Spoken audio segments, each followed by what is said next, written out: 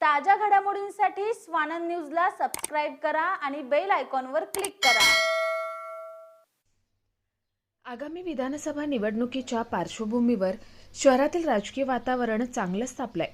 रिपाईमधून हकालपट्टी झालेले भगवान भालेराव यांनी आज टाउन हॉल येथे समर्थकांच्या सभेला संबोधित करताना आगामी विधानसभा निवडणूक लढवणार असं सांगितलंय। तसेच राष्ट्रवादी काँग्रेस शरदचंद्र पवार पक्षाचे चिन्ह असलेल्या तुतारीवर निवडणूक लढवणार असून लवकरच प्रवेशही करेन असं भालेराव यांनी समर्थकांसमोर जाहीर केलंय। मग मी त्यांना सांगितलं का मला राष्ट्रवादी काँग्रेस शरद पवार साहेबांच्या पक्षाकडे जायचं आहे आणि जर तुतारीचं तिकीट मिळालं तर ही निवडणूक मी जिंकू शकतो।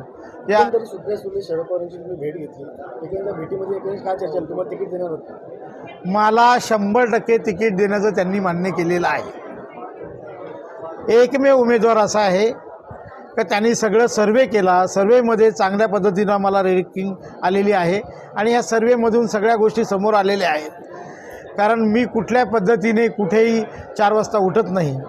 मी चांगल्या पद्धतीने सकाळी लोकांची कामं करतो, सामान्य गोरगरिबांच्या लोकांच्या कामांच्यासाठी पुढाकार घेतो आणि अशा पद्धतीमध्ये आणि कुठल्याही प्रकारामध्ये ना भ्रष्टाचारामध्ये माझा हात आहे ना क्राईममध्ये माझा हात आहे, अशा दोन्ही गोष्टी मी अलिप्त आहे।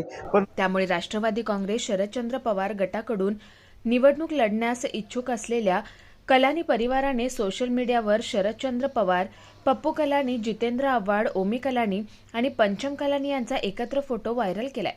त्यामुळे भालेराव यांच्या समर्थकांमध्ये गोंधळाचं वातावरण निर्माण झालं असून नक्की तुतारी या चिन्हावर भालेराव निवडणूक लढवणार की कलानी हा शहरात चर्चेचा विषय झालाय।